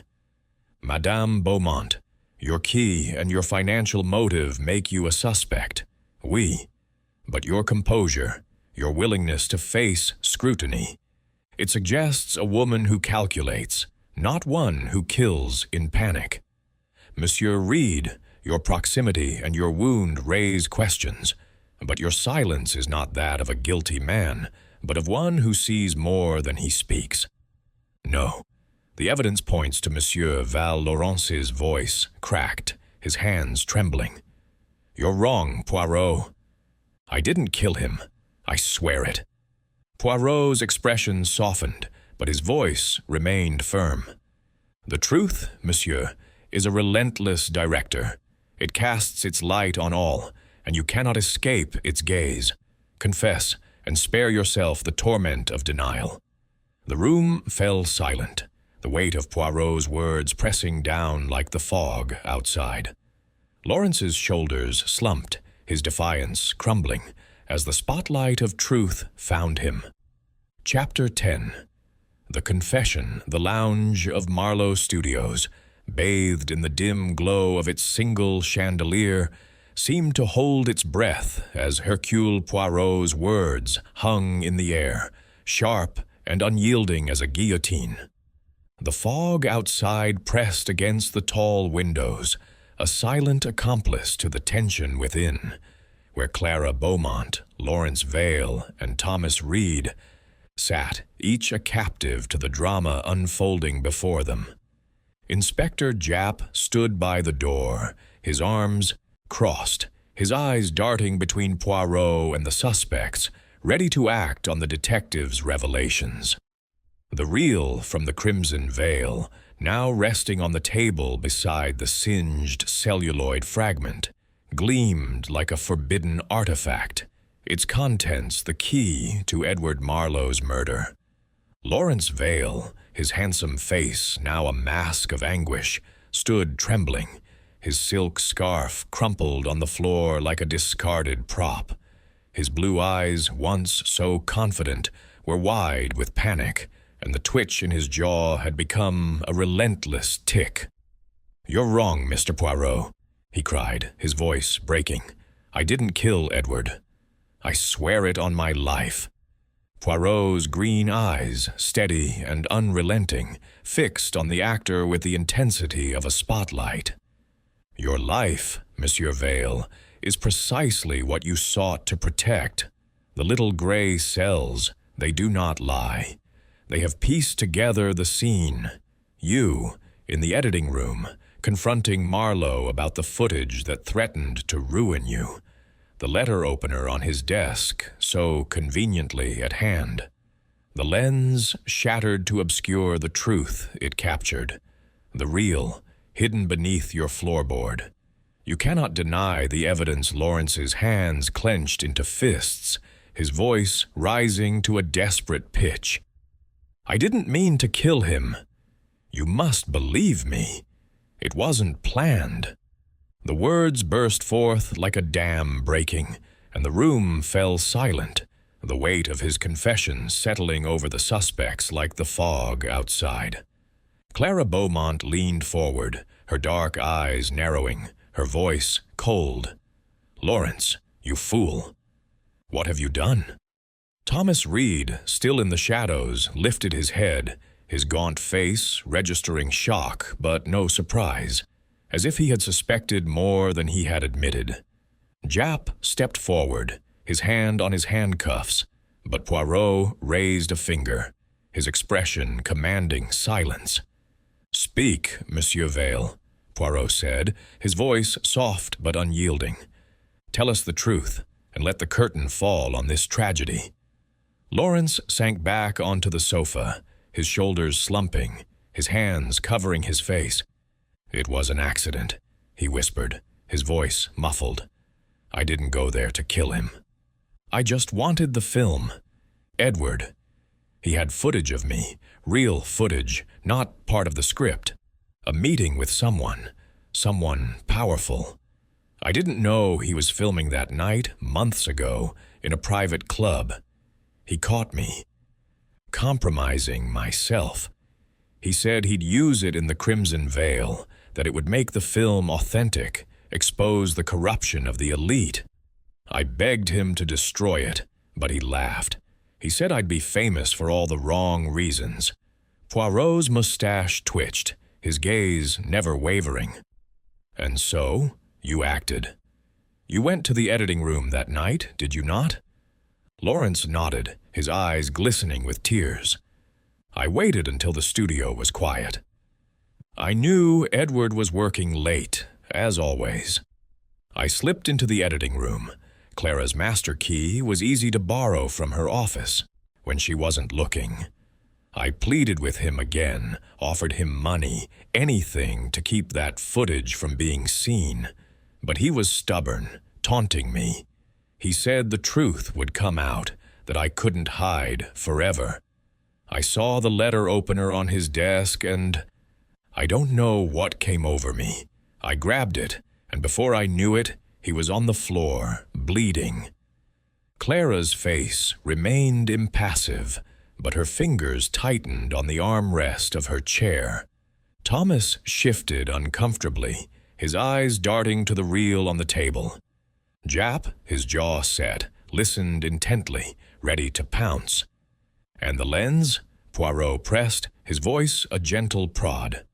"Why destroy it?" Lawrence's voice was barely audible. I panicked. I knew the lens had captured the footage. He was so proud of it, always talking about how it saw everything. I thought if I smashed it, it would look like a struggle, throw off suspicion.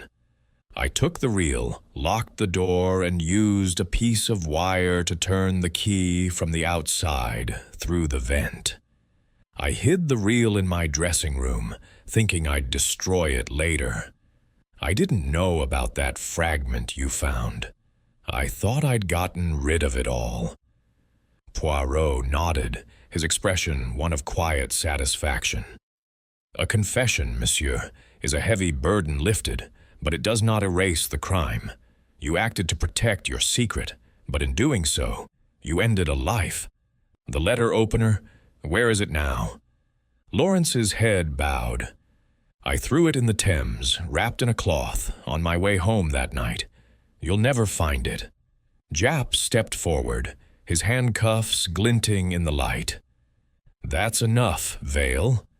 You're under arrest for the murder of Edward Marlowe." He secured the cuffs around Lawrence's wrists, the click of metal echoing in the silent room. Clara rose, her voice cutting through the tension.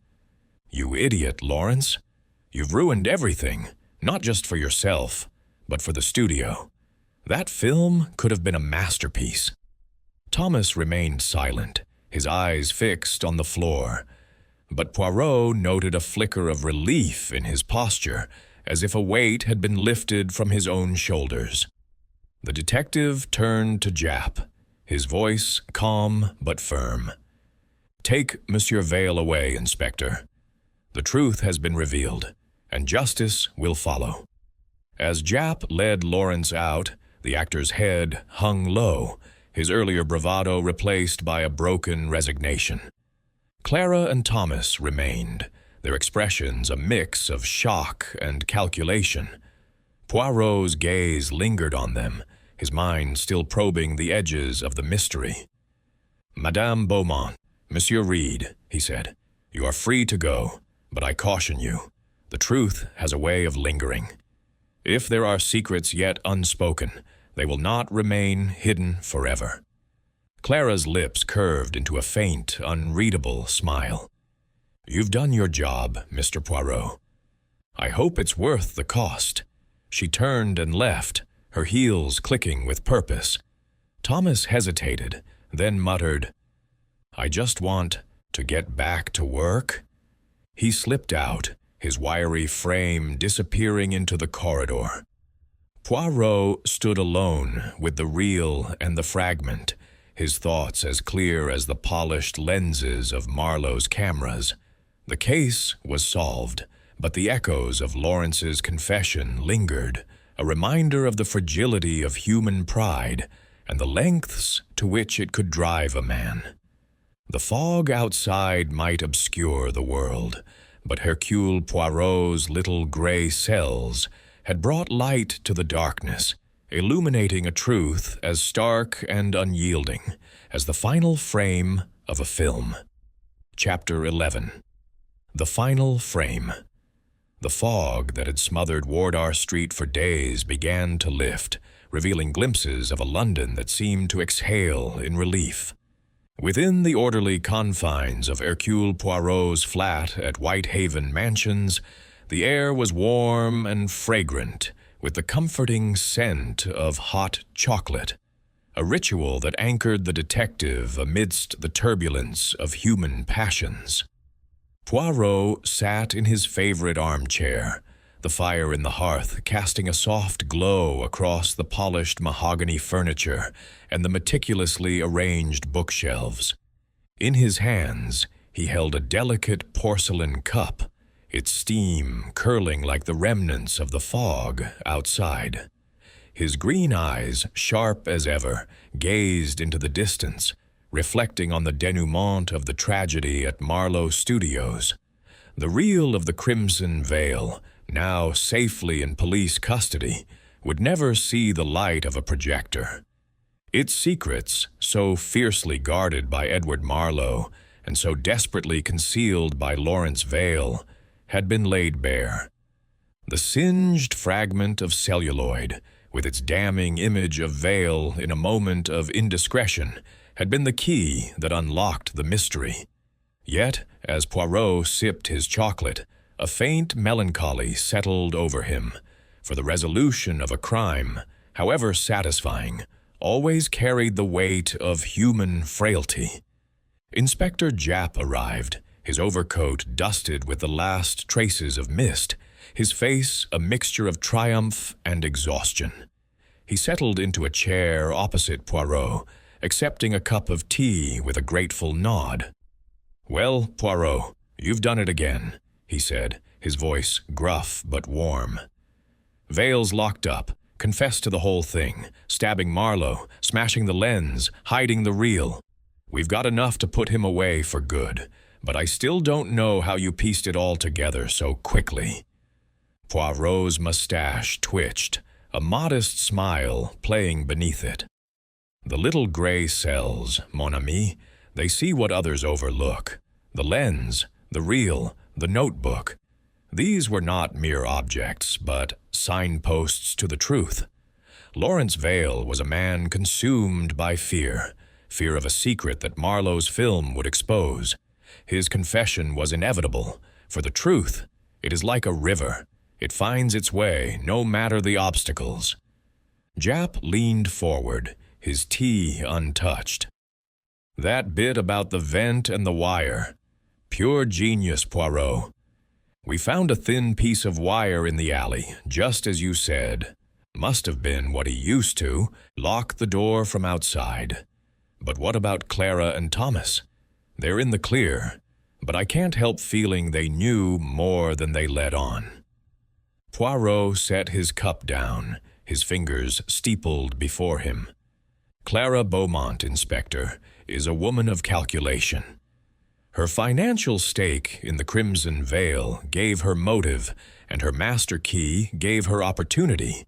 But her composure suggested a mind too disciplined for murder. Yet I suspect she knew of Veil's secret, perhaps not the details, but enough to sense its danger. Her receipt at the pub was a convenient alibi, but it did not tell the whole story. She may have been closer to the studio than she admitted, watching, waiting. And Thomas Reed? Japp pressed. That cut on his hand, his silence, he's a queer one. Poirot nodded, his gaze drifting to the fire. Monsieur Reed is a man of machines, not motives. His proximity to the crime and his injury raised suspicion, but his silence was not that of guilt, but of caution. He saw more than he spoke, perhaps glimpses of Veil's agitation or Marlowe's obsession, but he lacked the passion to kill. No, the lens pointed to Veil, and Veil alone. Japp sipped his tea, his brow furrowed. So, the film's done for, then? No chance it'll ever be shown? Poirot's expression grew somber. The Crimson Veil is a casualty of this tragedy, Inspector. Its secrets were too dangerous, its cost too high. The real will remain in evidence, its truths locked away. Marlowe's vision, however brilliant, will not see the light of day. Japp shook his head, a wry smile breaking through. A pity, in a way. Sounds like it would have caused a stir. But you, Poirot, you're a marvel. That lens business, the way you knew it was smashed on purpose. How'd you figure that? Poirot's eyes twinkled, though his voice remained grave. The lens, mon ami, was the eye of Marlowe's truth. Its destruction was not random. It was a message, a desperate act to blind that eye. The scratch on its surface, the deliberate force of the blow, these told me the killer acted with purpose, not panic. From there, the little gray cells followed the trail to Veil's fear, his secret, his crime. Japp rose, setting his cup down. Well, I'll leave you to your chocolate, Poirot. Got to file the paperwork on this one. But mark my words, you've saved us a heap of trouble. Until the next mystery, eh? Poirot inclined his head, his smile polite but tinged with melancholy. Until then, Inspector. The world, it does not lack for mysteries, nor for those who seek to hide the truth. As Japp departed, Poirot returned to his chair, his gaze settling on the fire. The case was solved, the killer unmasked, but the cost lingered. A filmmaker's dream extinguished, a man's life ended, a secret buried. The fog might have lifted from London's streets, but the shadows of human nature remained, as complex and elusive as ever.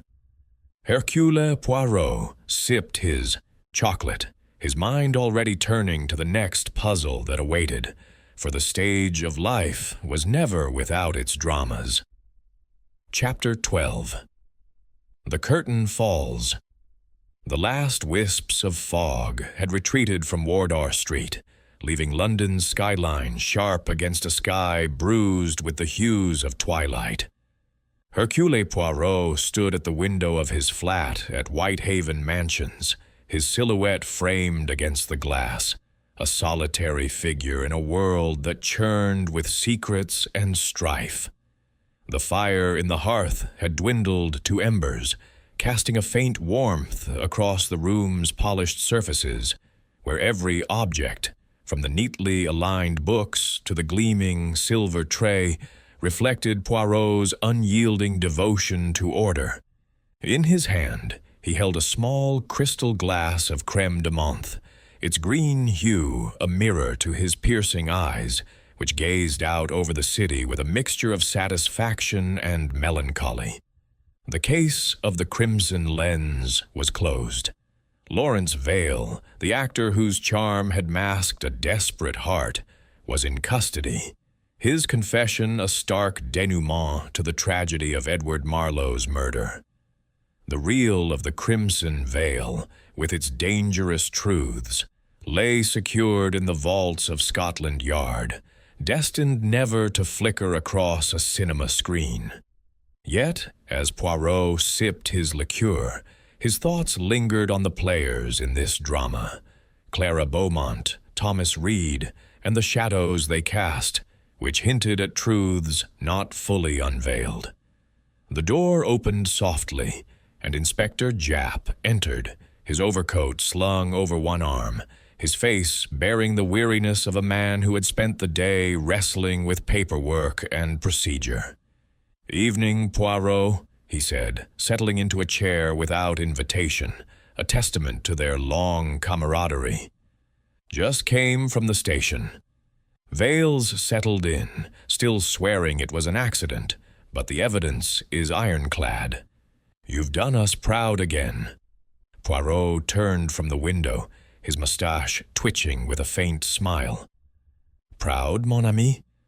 No, it is not pride that drives Hercule Poirot, but the pursuit of truth. Monsieur Vale's confession was the final frame of this film, but it is a tragedy, not a triumph. A man is dead, a vision extinguished, all for the sake of a secret that could not bear the light." Japp nodded, accepting a glass of brandy Poirot offered. "Aye, it's a grim business, but you nailed it. The lens, the reel, that trick with the wire through the vent. I'll never know how you see these things." Poirot's eyes twinkled, though his expression remained grave. "The little gray cells, Inspector. They observe, they connect, they illuminate. The shattered lens was not merely a prop, but a symbol of Marlowe's vision, destroyed to blind the world to a truth. The reel, hidden by Vale, was the proof of his fear. And the locked room? It was but a sleight of hand, a mechanical trick to baffle the unwary." Japp sipped his brandy, his brow furrowing. "Still bothers me about Clara and Thomas. Clara's receipt at the pub didn't quite add up. She could have slipped back to the studio. And Thomas, with that cut on his hand, always seemed to know more than he let on. You sure they're clean?"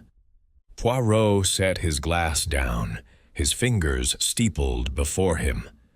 "Clean, Inspector? In the sense of murder, I believe they are. Clara Beaumont is a woman of ambition, her heart tied to her studio's success. Her key gave her access, her debts gave her motive, but her mind is too calculated for such a reckless act. She knew of Vale's distress, perhaps even suspected his secret, but she did not wield the blade. As for Thomas Reed, his silence is his armor. He saw the tensions in the studio, the weight of Marlowe's obsession, but his craft is machines, not murder. The cut on his hand was, I believe, a coincidence, a distraction, not a clue." Japp leaned back, his skepticism softening. "You're probably right. But that film? What a waste. All that work, all those secrets, locked away forever. Makes you wonder what Marlowe really found." Poirot's gaze drifted to the city lights twinkling beyond the window. "A question, mon ami, that may never be answered. The Crimson Veil was Marlowe's dream, a mirror to the corruption he sought to expose. But dreams, when they threaten the powerful, become dangerous. Vale killed to protect his place in that world, and in doing so, he silenced a truth that might have shaken it." Japp drained his glass, setting it down with a clink. "Well, it's over now. Vale's behind bars and the studio's moving on. Clara's already talking about a new project, and Thomas is back to his projectors. Life goes on, eh?" Poirot's smile was tinged with sorrow. "Oui, Inspector, life goes on, but the stage of human nature is never empty. The curtains fall, only to rise again on new dramas, new secrets. For every mystery solved, another waits in the wings. Japp rose, clapping Poirot on the shoulder. "You're a philosopher, Poirot, but I'll stick to catching crooks. Until the next one, my friend." As Japp departed, Poirot returned to the window, his glass of crème de menthe catching the last light of the day. The city stretched before him, its lights like stars in a vast, unscripted sky. Edward Marlowe's vision had been extinguished, but the world continued its restless performance. Poirot raised his glass in a silent toast. "Au revoir, Monsieur Marlowe," he murmured.